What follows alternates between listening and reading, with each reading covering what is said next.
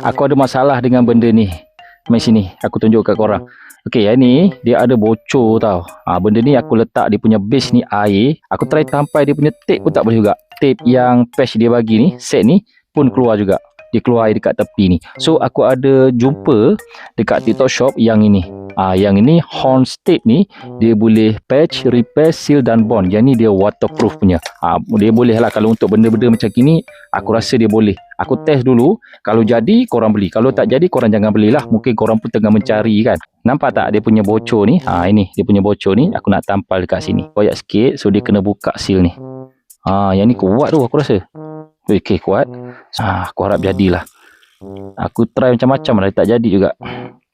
Aku ambil yang warna hitam sebab aku punya benda ni warna hitam. Nampak aku isi air padat-padatnya. Alright guys, mana tape tadi ni padu Aku letak padu punya air, dia punya base ni. Ni tak apa, sekejap lagi kita pump. Ni memang kena pump. Yang bawah ni dia punya air nampak. Kat sini guys, nampak? Yang ni, nampak tak dia punya air meleleh.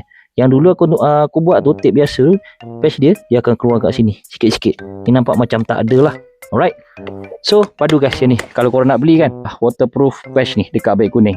Beli asing macam ni. Yang ni memang berkualiti dan nampak dia boleh cover. Alright. Daripada tadi sampai sekarang, okey ni. Nampak macam okey. Nampak ni dia punya patch ni. Air tak keluar guys. Terima kasih. Alright.